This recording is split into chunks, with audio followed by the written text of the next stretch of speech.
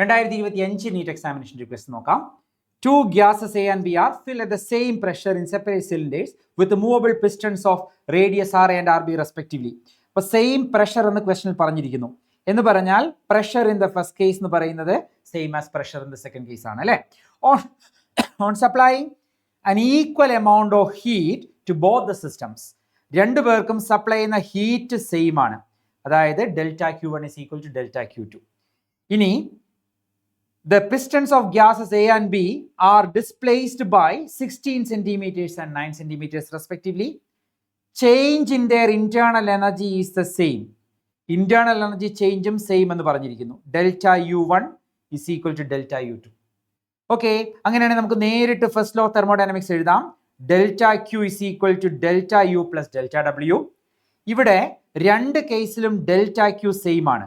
Delta Q same ആണ്. രണ്ടു പേർക്കും ഡെൽറ്റ യു സെയിം ആണ്. അങ്ങനെയാണെങ്കിൽ നമുക്ക് പറയാം ഡെൽറ്റ ഡബ്ല്യു രണ്ടു പേർക്കും സെയിം ആയിരിക്കും.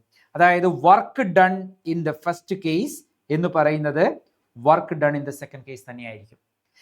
വർക്കിനെ നമുക്ക് ഇങ്ങനെ എഴുതാം. Pressure into delta V, P1 delta V1 is equal to P2 delta V2. ഞാൻ ഇവിടെ ഫിഗർ ഇല്ലസ്ട്രേറ്റ് ചെയ്തിരിക്കുന്നു. നമ്മളിവിടെ ഡെൽറ്റ ക്യൂ ഹീറ്റ് സപ്ലൈ ചെയ്യുന്ന സമയത്ത് ഈ പിസ്റ്റൺ ഒരു എക്സ് ഡിസ്റ്റൻസ് മുകളിലേക്ക് പോകും. പിസ്റ്റന്റെ ഒറിജിനൽ പൊസിഷൻ ആണ് ഈ കാണുന്നത്. ഹീറ്റ് സപ്ലൈ ചെയ്യുന്ന സമയത്ത് പിസ്റ്റന്റെ പുതിയ പൊസിഷൻ ആണ് ഈ കാണുന്നത്. ഓക്കെ, സോ ഇവിടെ ക്വസ്റ്റനിൽ തന്നിരിക്കുന്നത് രണ്ട് പ്രഷറും സെയിം എന്നാണ്. അങ്ങനെയാണെങ്കിൽ പ്രഷർ രണ്ടും കട്ട് ചെയ്യാം. കട്ട് ചെയ്ത് കഴിഞ്ഞാൽ delta V1 is equal to delta V2 എന്ന് കിട്ടും. ചേഞ്ച് ഇൻ വോളിയം ഈ സിലിണ്ടറിക്കൽ വോളിയം ആണ്. സിലിണ്ടറിക്കൽ വോളിയം ഇക്വേഷൻ നമുക്കറിയാം. സിലിണ്ടറിന്റെ volume pi R square H. So pi R A square XA is equal to pi R B square XB എന്ന് വരും. Pi രണ്ടിടത്തും cut ചെയ്താൽ R A square by R B square എന്ന് പറയുന്നത് XB by XA ആയിരിക്കും. നമുക്ക് വേണ്ടത് R A by R B ആണ്.